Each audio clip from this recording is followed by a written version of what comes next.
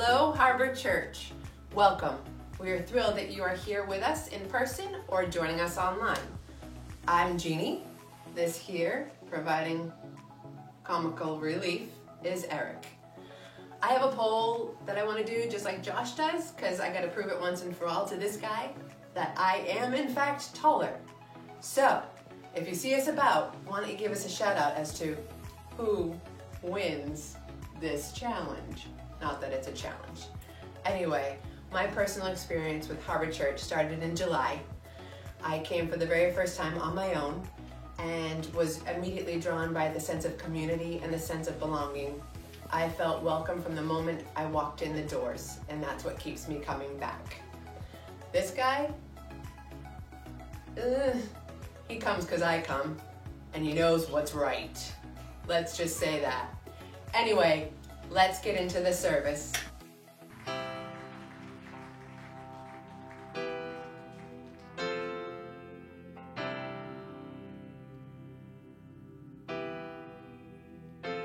Cast my mind to Calvary, where Jesus bled and died for me. I see his wounds, his hands, his feet, my Savior on that cursed tree. His body bound and drenched in tears, they laid him down in Joseph's tomb, the entrance sealed by heavy stone. Messiah still and all alone.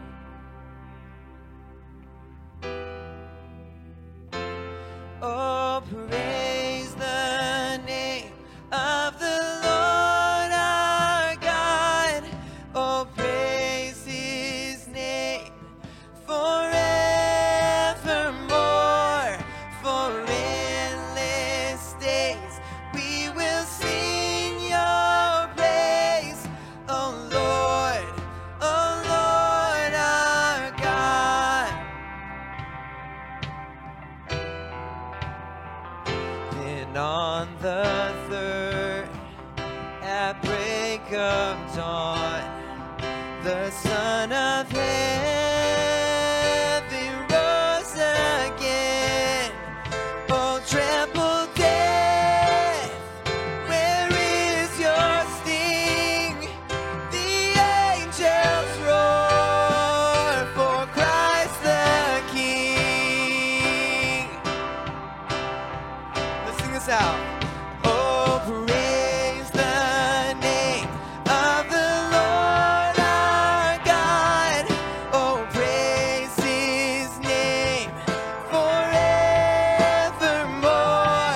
For endless days we will sing your praise. Oh Lord our God. He shall return in robes of white. The blazing sun shall pierce the night, and I will rise among the saints, my gaze transfixed on Jesus' face.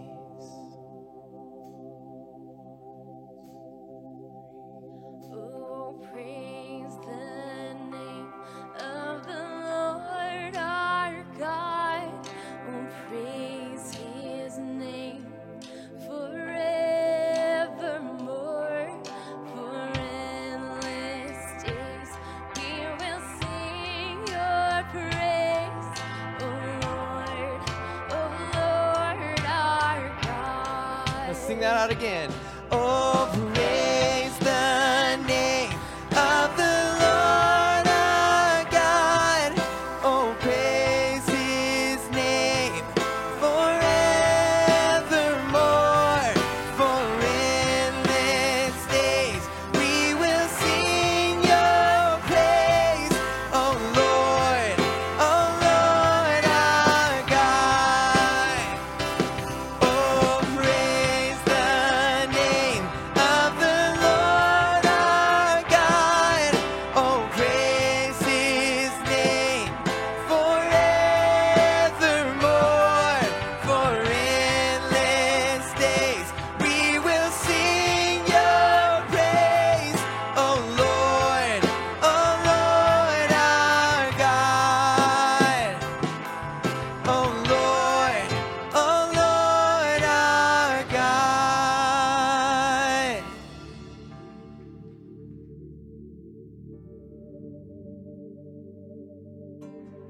Welcome to Harbor Church Online. We are so glad you've chosen to join us today. If you're new, go ahead and click on the link below and we'll send you a gift just to say thanks for checking us out. We've got a few quick things before we get back into the service. First, on February 21st, we're having our Rooted Night. Rooted Night is our church's time to gather together, have worship, take communion, and do a deep dive in a topic of faith. If you're interested in attending, go ahead and click on the link in the comments below and register yourself. And secondly, we have baptisms coming up February 25th and 28th. Baptism is an outward expression of our inward faith. So if you're interested or have any questions, click on the link below and we'll get you set up. And that's it for our announcements. But today we're kicking off a new series that's sure to be a gut punch for you. So I hope that you enjoy the service and have a great day.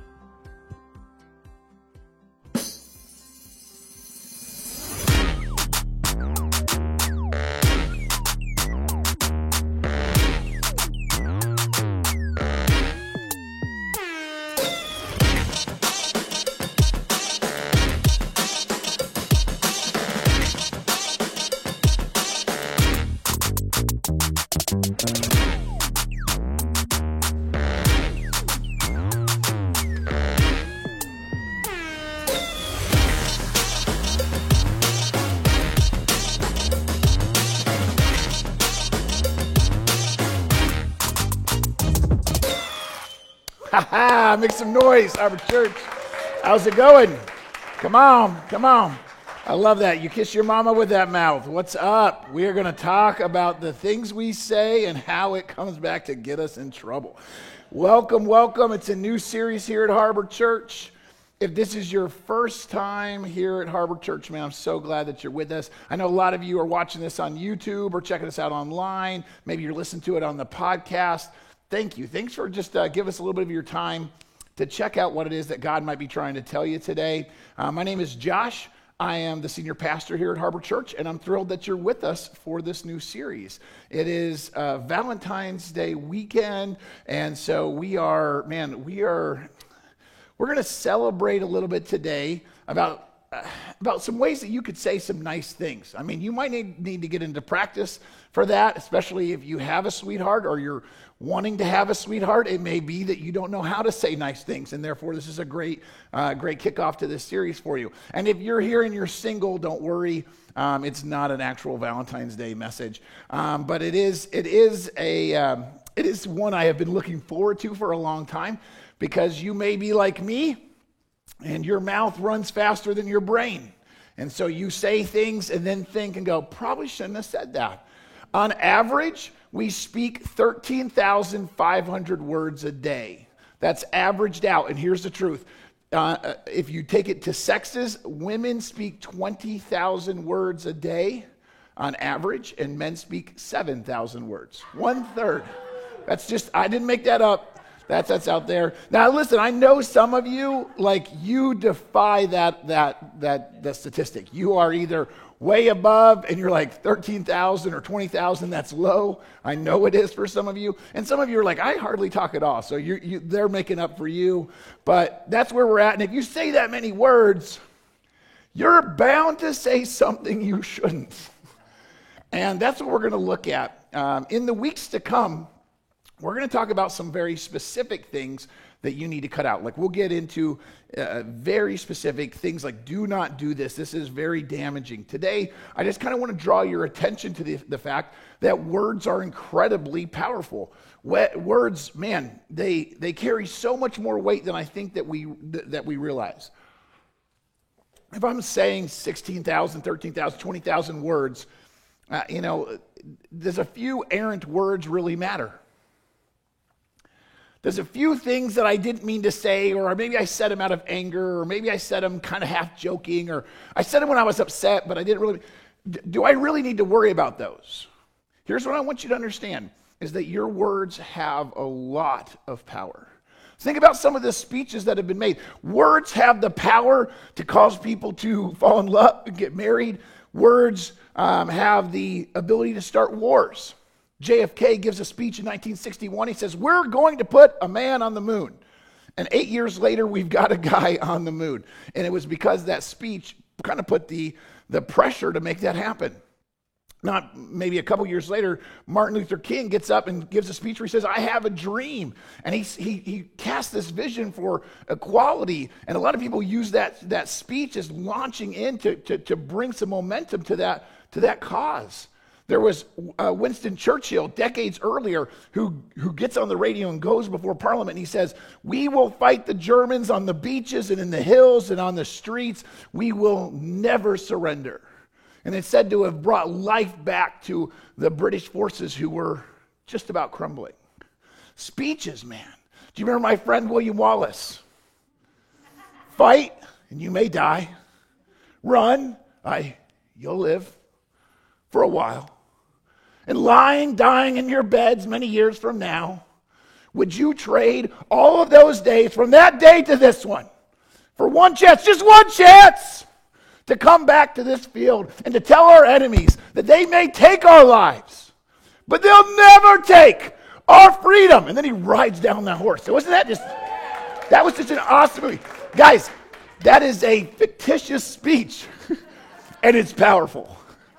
Like it never happened, and you're in the movie theater watching, like, oh, I'm ready to fight. Like, yeah, let's go. I want to paint my face. Like, let's go. Words have power. The things we say evoke emotion. Sometimes they hurt, sometimes they help. But most of the time, you and I don't really think about them as having the power that they do. The Bible says that in the very beginning, when it was black and form and voidless, that God spoke into creation. It was his words that created light. It was his words that brought life. It doesn't say God grabbed his hands and made something. It says God spoke. The power of words to create life or destroy life. If you want to understand how to not be throwing shade, how to make the most out of the next few weeks when we talk about being a little more thoughtful, there's a few things you need to know. There's a few things you should write down if you're taking notes. Those of you that are watching online, grab a pen and paper. If you're here, maybe you can use one of those note cards. But here's some things that I think that if you and I will begin to apply this to our lives right now, we will save ourselves some pain, or we might even be able to correct some of the damage that we're currently doing right now. First is this, and I think you might have already guessed it from my intro: words have consequences. These are not just futile things that we spit out of our mouth and then it doesn't matter. You can directly affect somebody's life. That means there's a responsibility and a pressure on you to, one, not say something hurtful, but two, to say something helpful. Most of you are like, well, I'm just not going to say anything at all. That's not an option. God's put you on this planet. He may have you in the workplace that he has you in the family that he has you in the marriage that he has you in the neighborhood he has you in the classroom that he has you in, because he wants you to say something to bring some life into that environment. So not saying anything at all is a chicken's way out, and that's not honoring to God. But crossing your arms and going, well, I can't help it. I just got a bit of a potty mouth. You're going to hate this series. I'm saying that not shaming you. I hate this series. I mean, and listen, we all have excuses, right? For me, I did a lot of construction before I surrendered and went into seminary. So I can't help it. It's just some of that vocabulary got stuck in there. So you're like, I was a sailor pastor. I was a truck driver pastor. I'm a stay-at-home mom pastor. You don't understand. I just have to cuss. And I get it. But that's not an excuse for the words that we say, the things that come out. The anger, the frustration, the vile things, the crude jokes, the stuff like that, that truly is not what God's designed us for, but it seems to be a habit that we have. We have a lot of things that we do that have more consequences than we realize. And James really tries to paint a picture to help you and I wake up to the seriousness of this topic. He says this in James chapter 3. James chapter 3. If you don't have a Bible, we'll put it on the screen. We can make a large horse go wherever we want by means of a small bit in its mouth. He's painting a picture. He's using the bit as a metaphor here. If you've never seen horses or never ridden horses, you got a 1,500-pound animal that's mostly just muscle and bones, and it's controlled by a little piece of metal that you put in its mouth. You can steer that horse anywhere you want to go just by that bit, that bridle. He goes, oh, and it's also like a small rudder. This might apply more to Cape Codders, knowing the water, boats and stuff. He says, a small rudder makes a huge ship turn wherever the pilot chooses to go, even if the winds are strong against you. The rudder is pretty small in comparison to the size of the ship, and yet it controls that ship. All right, what's the point you're trying to make, James? He says this, the next verse. In the same way, here you go. In the same way, the tongue is a small thing that makes grand speeches. Just like a tiny spark can set a great forest on fire. One of the California wildfires, I think it was over a decade ago, it burnt thousands upon thousands upon thousands of acres, and it was because one cigarette. This is a tiny little spark on a cigarette and lit thousands of acres on fire. Our tongue is that way, is what he's saying. Among all the parts of the body, the tongue, your mouth, my mouth, the things we say is a flame of fire. Now, guys, fire can be a good thing, but fire can be very dangerous, can burn a lot of things down. He says it's a whole world. Your tongue, your mouth is a whole world of wickedness. It corrupts your entire body. Well, I'm a pretty good person, Pastor. Yeah, but you got a potty mouth. Well, I try really hard to do really good. Yeah, but you gossip a lot. Well, I read my Bible and I go to church all the time. Yeah, but you do nothing but complain. You see how it is? Like we can dress up the outside. It's just this one little thing, and it controls everything. It corrupts everything. You can be a really nice person, but then just occasionally lose your temper with your spouse. You're actually a jerk. Oh, I don't think that's fair. Listen, your mouth corrupts all the other good that you're doing. It can cast your whole life on fire, for it is set on fire by hell itself. Everything you've got, you can burn down with your mouth. Some of you in here need to shake your head yes, because there's some people around you that haven't really burned themselves yet, and you know what I'm talking about, because there's people in here, you've got yourself in a world of problems from a few things that you've said. You made some promises that you didn't keep. You bit off more than you could chew. You know what I'm saying? Some of you got black eyes or broken ribs or whatever because you're like, I'll take it on. And then you ran your mouth. And then you found out that person's tougher than I thought. Or fill in the blank. We've gotten ourselves in trouble with our mouth. And here's the problem is a lot of church people. And maybe you're not a church person. Maybe you're like, I don't even know if I believe in God. This message is still for you, because this isn't just a spiritual thing. I'm going to actually hit on the church people here for a second, but it doesn't have to be a church person thing. There is the person who says, well, I've got God, so I'm good, even if my mouth's a little bit runs wild. James, the guy who just wrote what we wrote, he also wrote in chapter 1, verse number 26, if you claim to be religious, if you claim to have a relationship with God, but you don't control your tongue, you're fooling yourself. Don't lie and say that you've got this close relationship with God when you don't know how to shut your mouth. That's what that verse is. That hurts. Am I the only one that reads that and is like, oh, okay. Just tell me what you really think, James. Because your religion is worthless. Your quote-unquote relationship with God doesn't mean anything if you don't know how to go, I'm just not going to say that. And here's the excuse that we like to make. I made the joke about the swearing, but sometimes it's about our anger. I'm just redheaded. I just got a temper. I got to get it out. I speak quick, and so I have to say those things. I don't really mean it. I was mean for a few minutes, or I was quick for a few, or I just needed to complain to vent. I just got to vent. We have a million excuses, don't we?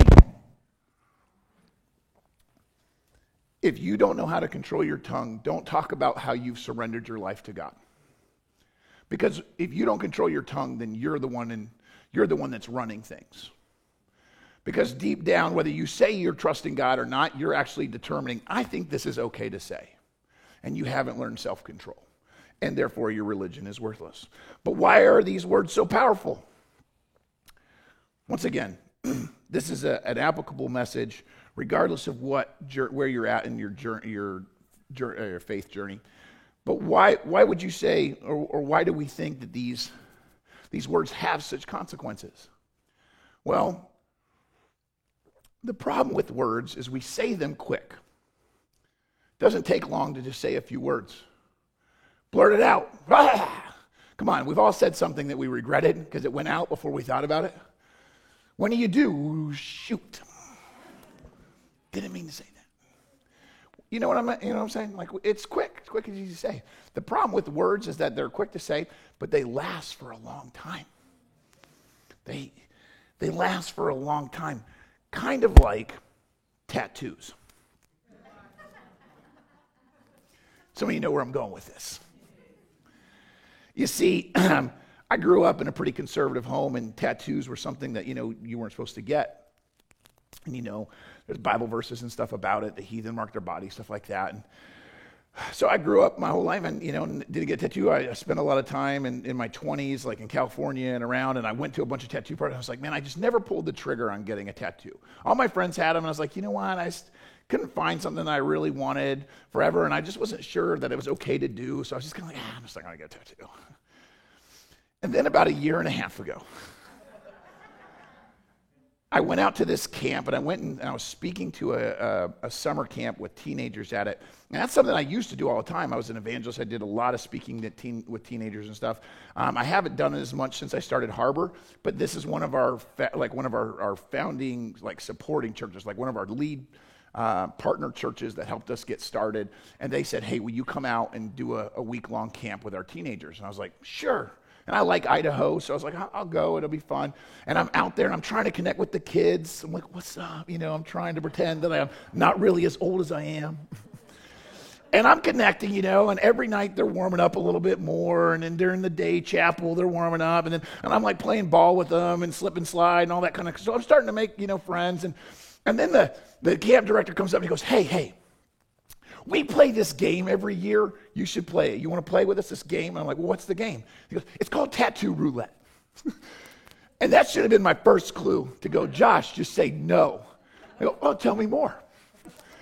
He goes, we play it every year. What we do is we get all the guys, a bunch of the adult leaders, the counselors, the camp directors, the band members, all the adults in the camp, and we play this game where we all get a pizza box, and inside one of the pizza boxes it says you get a tattoo, and the rest of it is we just get a pizza. It's no big deal.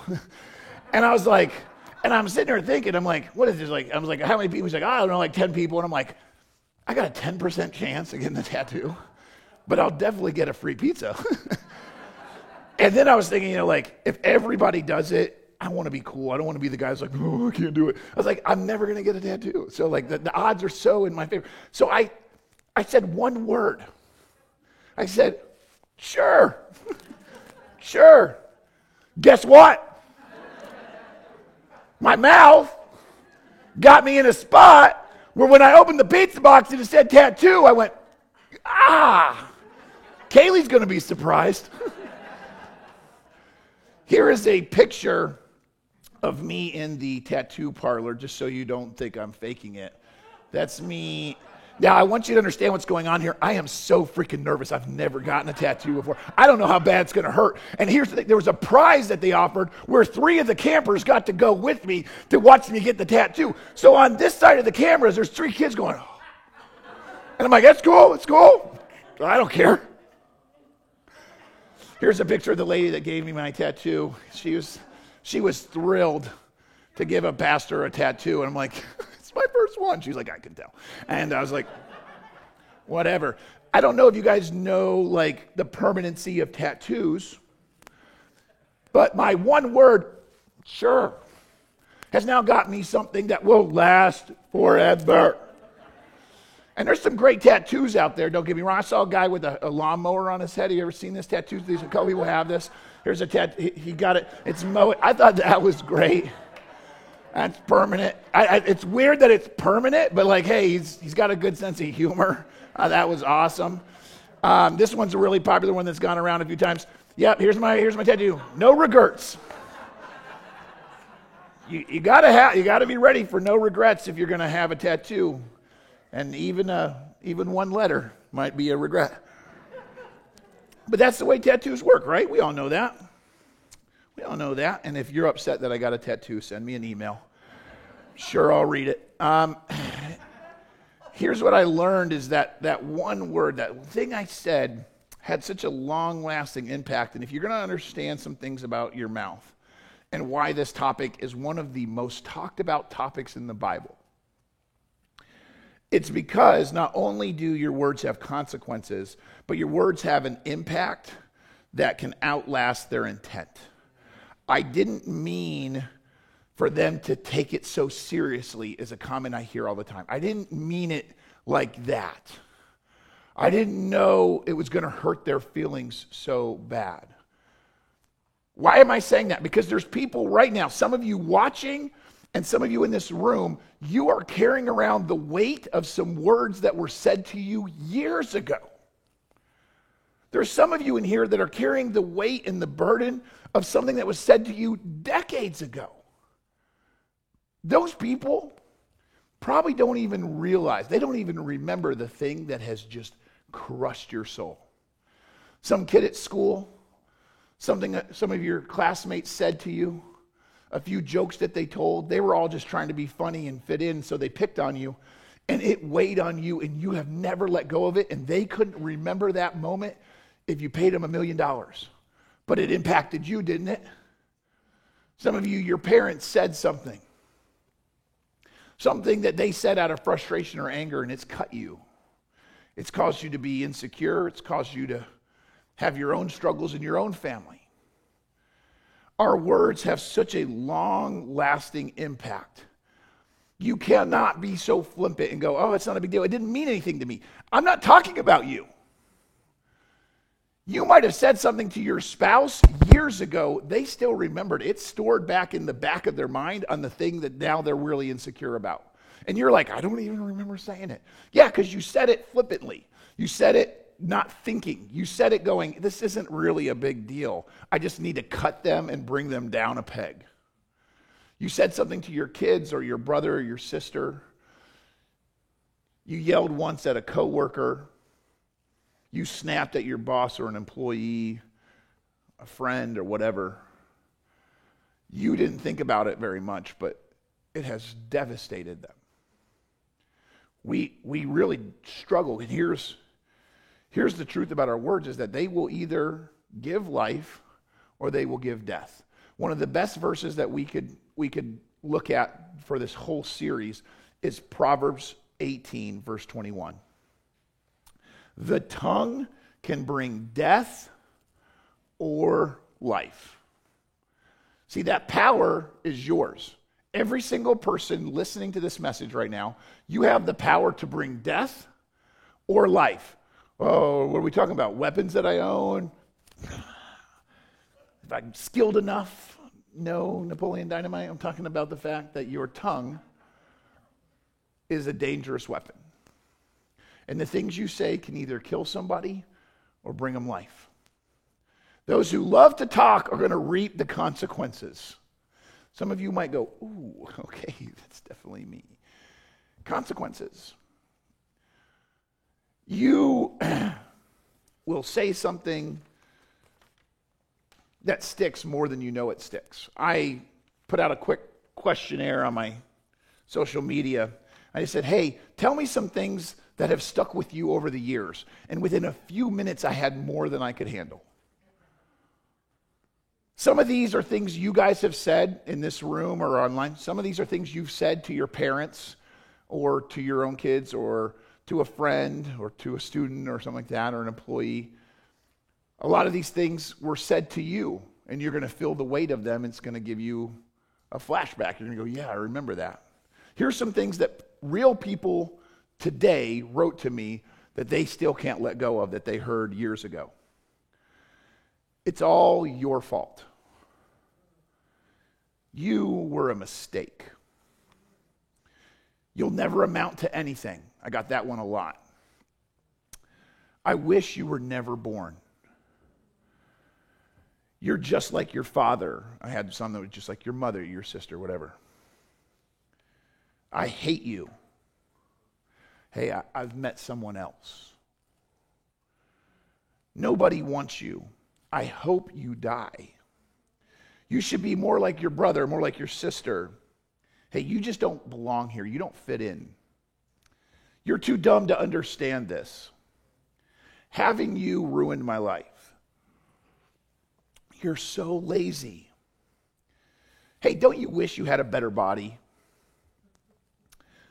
That will never work. I don't need you in my life anymore.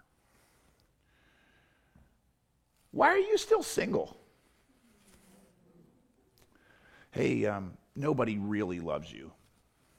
These are things that people wrote to me today that they remember being said to them. Some as children, some as adults. One person described it privately. They sent me a private message. I had a lot more of them were in private messages than what put it out publicly. And one of them said, as people started to pick up on this theme and tease me about this theme, everybody kept saying the same thing about me because they thought it was funny. And it just began to feel like one drop of water in a bucket. Because I heard it so much, but it got heavier and heavier, and at a glance, it's like it's just a drop. But it felt like a bathtub sitting on top of me, and I thought about that, and I went, "Oh, that's pretty crazy." It reminded me of Chinese water torture. If you don't know what that is this talked about in the 14th century, that they would hang a bucket over a prisoner, and they tie him down and have a little hole in the water bucket, and it would just drip onto their head. And over the course of time, that constant drip would drive people insane, they said. And I thought, this is kind of what we do with our words. We don't realize that we just lob. And we might say, I only said one small thing.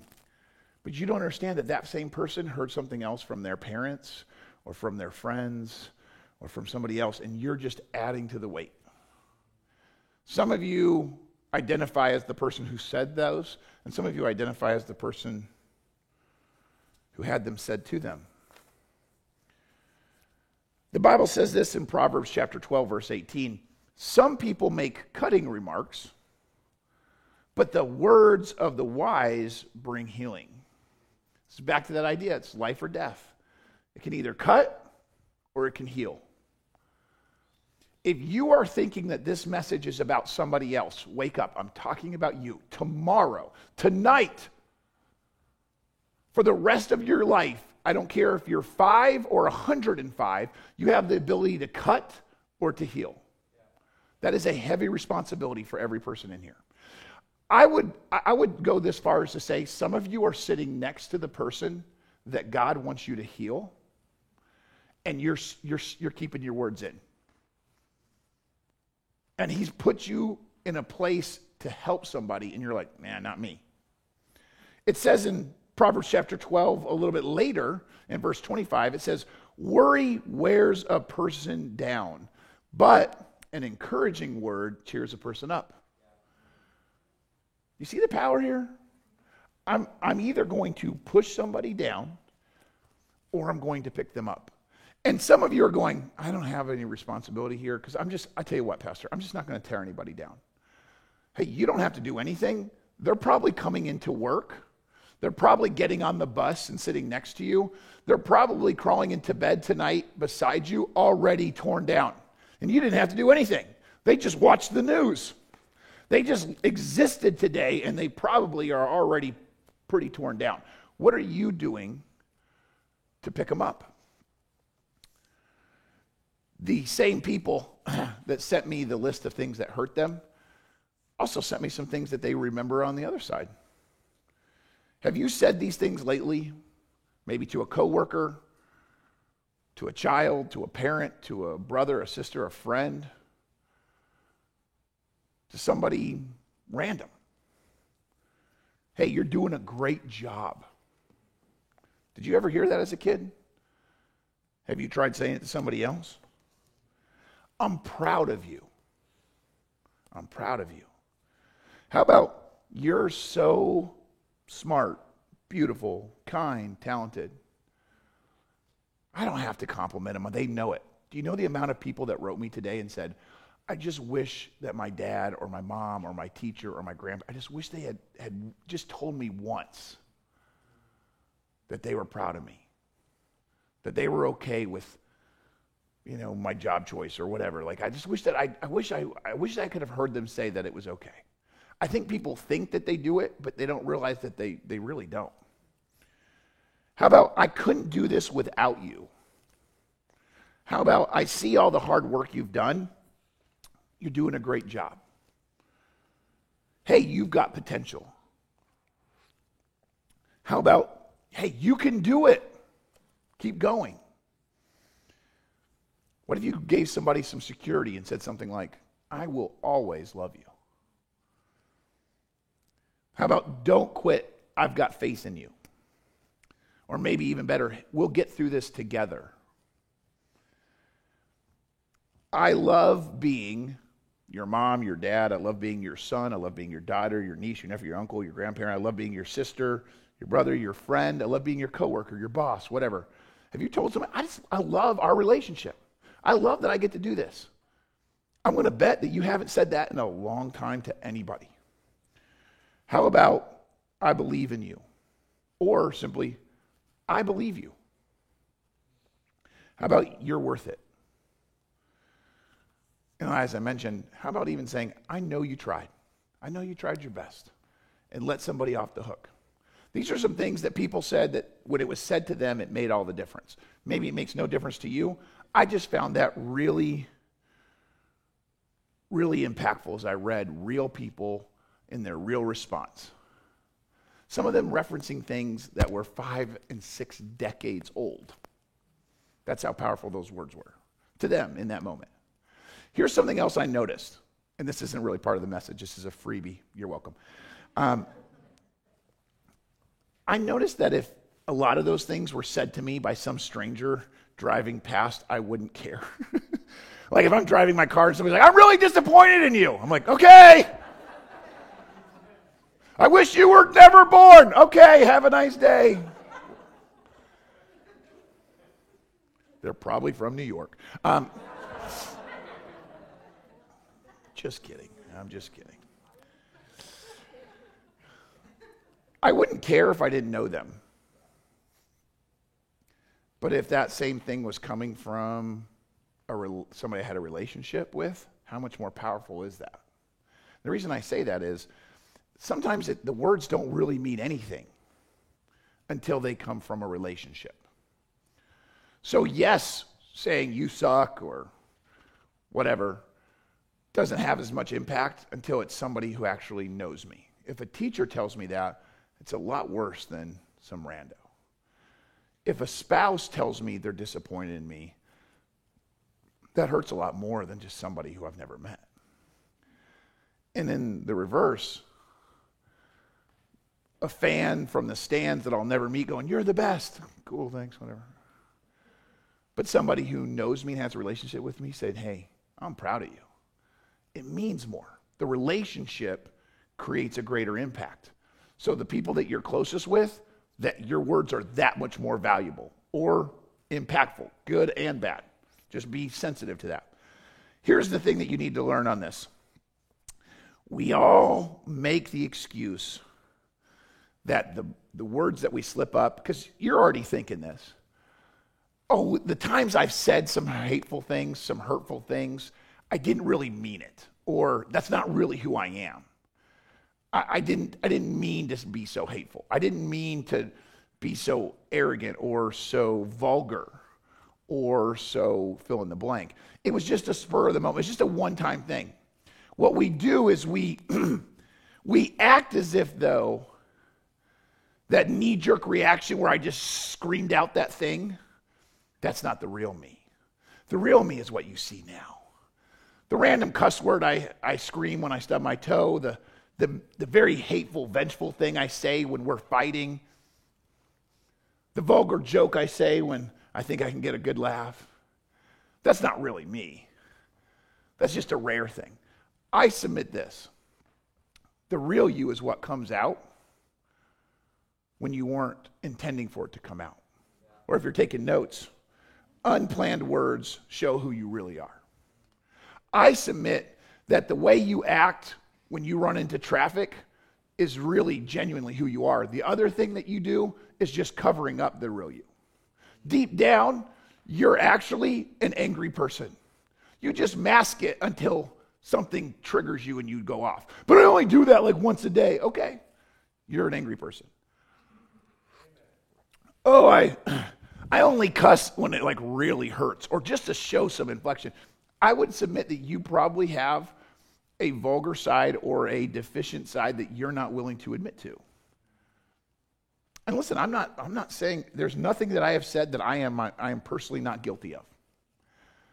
But I think you have to own that the things that we say, I just needed to tell them how annoying she is.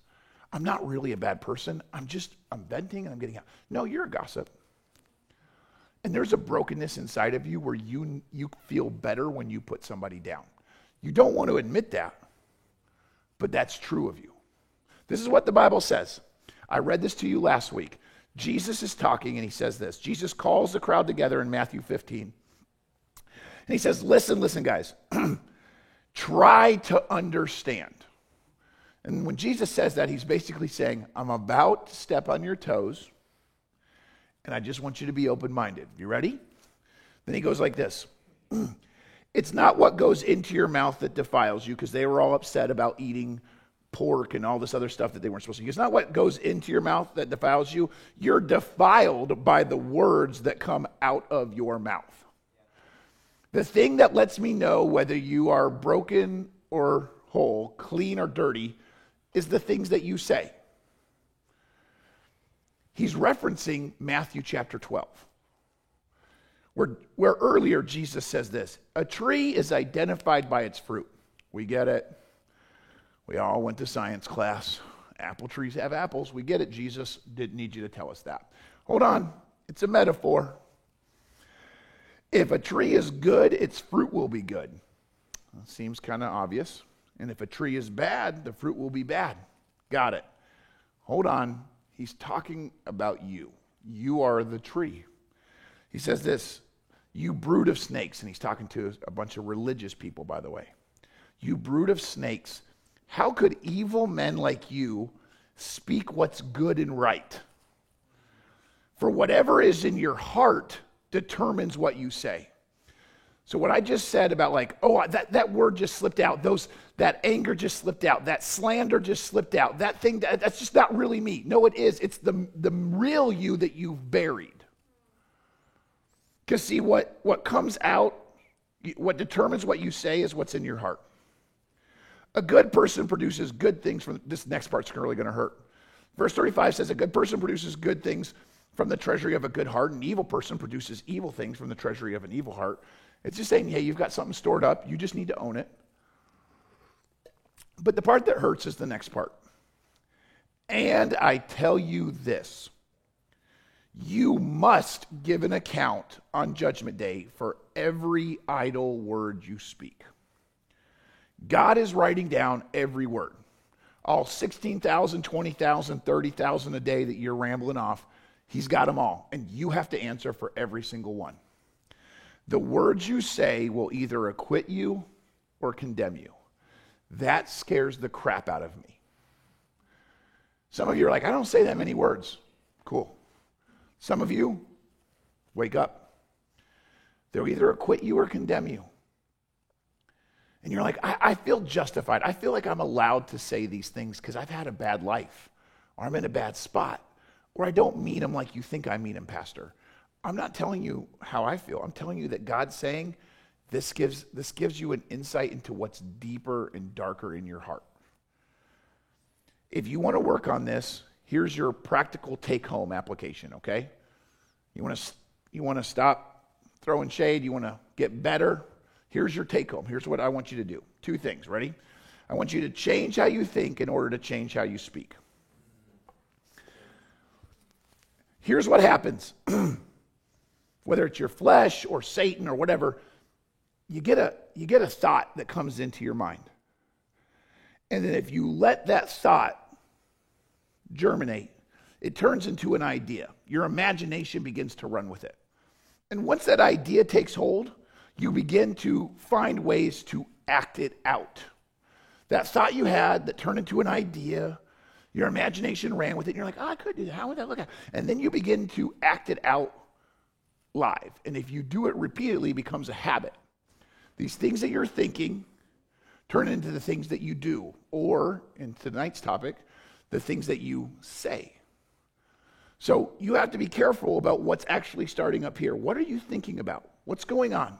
When it's said out of the recesses of your heart, that means like what's in the inner you, the part that nobody gets to know. What is it that you're really doing, really looking at, really thinking about, really allowing to be a big part of who you are? We've got to change that. That's why Romans 12, verse 2 says this. Don't copy the behavior and customs of the world. Don't act like everybody else. Let God transform you into a new person. How? Let God change you into a new person by what? Oh my goodness. Like it starts in your brain. Like God knows that if we want your words and actions to be different, we need your thoughts to be different.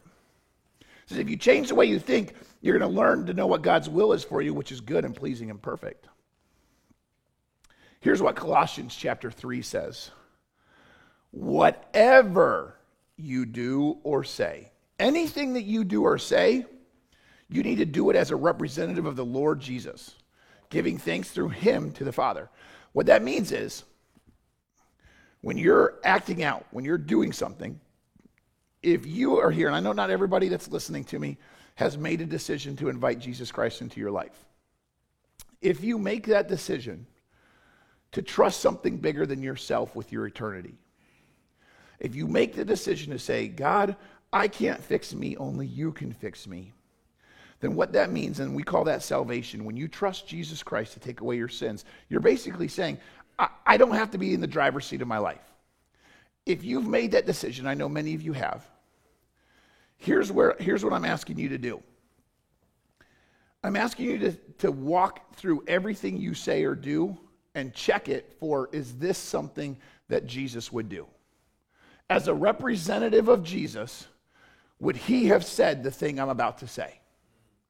Do you know how much crap you wouldn't say? Probably wouldn't say crap. You know how much stuff you wouldn't say? A lot. Why? Because you have to stop being negative. Jesus would not be as negative as you and I are today. He would not be so focused on all of the things that are broken. If there's anything that I think that would be a huge impact, it would be if we would just simply stop always finding a reason to complain. For some of you, hear me, it's like 90% of your vocabulary. I know it because every time we talk, something is wrong. You hate everything. It's always broken. It always sucks. It's never good. I get that. We live in a broken world. But you cannot live always feeding on the negative. Stop focusing on what's wrong. That's why Philippians 4, verse number 8 says this. Dear brothers and sisters, one final thing. Fix your thoughts on what's true. Stop thinking about what's false and what's lies and what's broken. Focus on what's true. Focus on what's honorable, what's right, what's pure, what's lovely, what's admirable. Think about all the things that are excellent and worthy of praise. Here's what I've noticed. You don't have any problem complaining out loud, lying out loud, gossiping out loud, whining out loud. But if I ask you, hey, say something positive, go tell that person a truth about Jesus, you can do a lot of stuff out loud without even thinking. But when it's time to do something positive out loud, all of a sudden you clam up. Like, I don't know how to talk. Really? You just went on like an 18-minute diatribe on all the things that you think are broken in the world and all the causes that you're against. But you can't verbalize one positive thing? That should tell you something about yourself. Some of you could go off on the thing that you dislike about, name it, politics, the world, the environment, your work, your family, but you can't find a way to say anything about God. That should teach you something. If you don't learn to stop your negativity, you're going to ruin your relationships. The University of Denver, so this is not a Christian place, the University of Denver did a study. And what they found, and they studied hundreds and hundreds and hundreds of marriages, and they were looking for the greatest common denominator in the ones that got divorced. The greatest indicator of a couple going to get a divorce was their negative comments. Out of everything that was broken in a relationship, the most accurate way to determine if a couple was going to break up was if their negative comments reached 10% or more. Out of every 100 comments, if 10 or more comments were negative, that was the greatest indicator that that couple would get a divorce. The most accurate way. I get it, that's not 100% scientific proof, but I just found that very interesting, that was the most common thing. The greatest indicator of divorce was going to be the negative comments. I don't think we realize even 10% how much that kills. And maybe you're not married. Maybe that's just 10% of the conversations you have with your friends or your grandkids or your classmates. You're killing relationships with negativity. 2 Corinthians chapter 10, verse 5 says this: if we destroy arguments and every lofty opinion raised against the knowledge of God, and we take every thought captive to obey Christ. Every thought needs to be held captive. That means I don't let my imagination run on all the negative things. Just stop. You do not have to focus on that. You definitely don't have to talk about it. So if you will change how you think in order to change how you speak, then all you have to do after that is replace harmful words with helpful statements. Just replace harmful words with helpful statements. Honestly, I could have just taken out the top part and just say, try saying helpful statements. Because some of you, that will be the hardest part. But I wanted it to be a dual action. So tonight or tomorrow or next week, whether you're talking to a coworker or your boss or your children or your teacher or whatever, when you're about to say something mean, harmful, critical, condemning, I want you just instead to replace it with something helpful.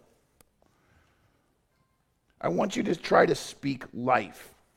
We put sweethearts or sweet tarts on your seat because it's Valentine's Day and because they're the conversations if you open them up. You don't open them now, open them later.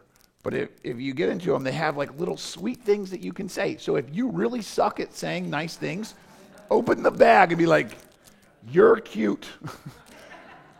I mean, just start somewhere, guys. And if you're watching and you want a bag of sweet tarts, just drop your info and we'll mail you a bag of sweet tarts so you can have those.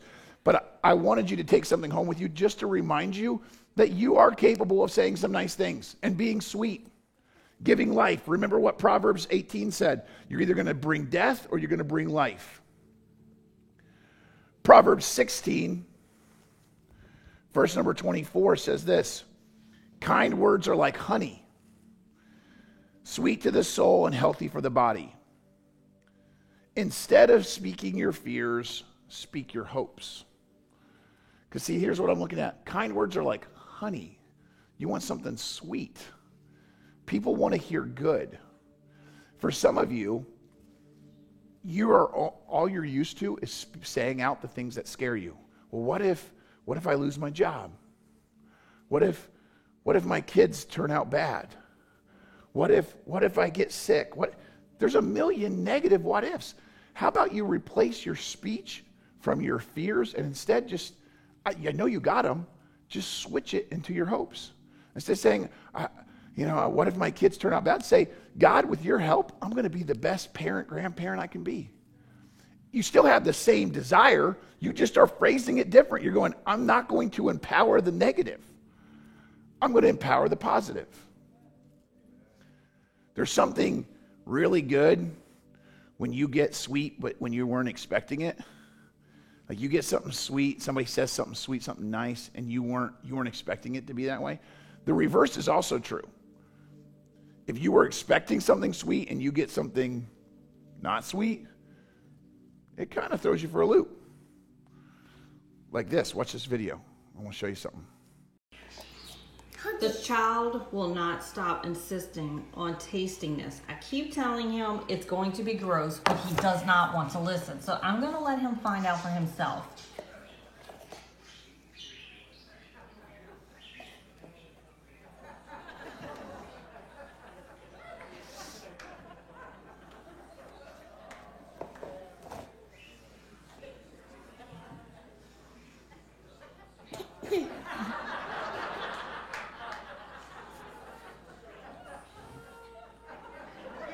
Go spit it out. Come on, go to the sink. Listen, I love that. Yeah, you can make some noise for that. That was good because I think that's how most people feel when they come and go and I need something sweet. And that kid saw that container. He said, I know what Hershey's is. I know what to expect.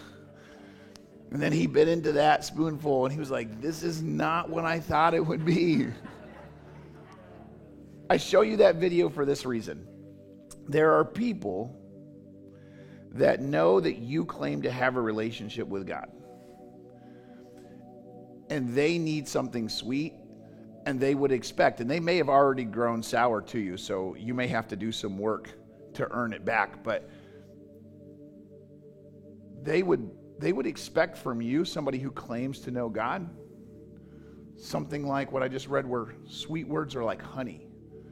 They're looking for somebody to build them up, to bring them life, to pour into them. They're looking for something positive, and you are missing the opportunity by always doing the opposite. Tomorrow, say something sweet. Our theme verse for this whole series is Ephesians 4:29. Don't use foul or abusive language. We'll come back to that later. Let everything you say be good and helpful so that your words will be an encouragement to those who hear them. This is what we need to model ourselves after. In the weeks to come, we'll figure out how am I hurting or abusing people. I want you to focus on everything you say being an encouragement. Do that tomorrow. It will take all of your effort to make sure that all the things you say encourage somebody. It's a great practice, and it will change your family. It will change your work relationships. It'll change your classroom, your marriage. It will change the people around you that God has given you the opportunity to influence, because now you're on a mission like Jesus. How do I encourage them? You will stop whining. You will stop complaining. You will stop gossiping. You will stop all of that crap because you're going, that's not encouraging them. And you will watch God change you from the inside. Colossians 4:6 says this, let your conversation be gracious and attractive, so you always have the right response for everyone. That's the idea. Some of you who are bosses in this room, parents, teachers, the whole thing is you catch more flies with honey than you do with vinegar. I don't know if you ever heard that saying. A lot of us feel like I have to be harsh in order to get the results I want. There's a saying that says the flowers grow from the rain, not from the thunder. Just try a new tactic. Just give it to God and say, God, I'm going to trust you that changing my speech will actually make an impact. And then just see what he does. Why? Because Psalms 19:14 says this, may the words of my mouth and the meditation of my heart be pleasing to you, O Lord, my rock and my redeemer.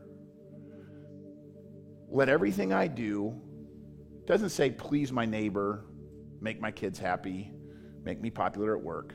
It says, God, let all the things I say and do bring you glory. Let them please you. If you will put that first in your life and you care more about all the things you're saying and doing pleasing God, he will take care of how it affects and impacts the people in your life. I believe God has given each and every one of us an awesome opportunity this week, to change some lives with the things we say. I'm hoping that a handful of you will take me up on this. Because if 5 of you take me up on this, we're going to see a huge, huge change. I'm excited to watch what God does through the people who allow him to change their words. Let's just see. Let's pray. Come on. Dear Heavenly Father, Lord God, thank you for who you are and what you've done. God, thank you that you've given us an opportunity to know you. God, you said that if we would surrender to you, that you would give us all the direction that we need.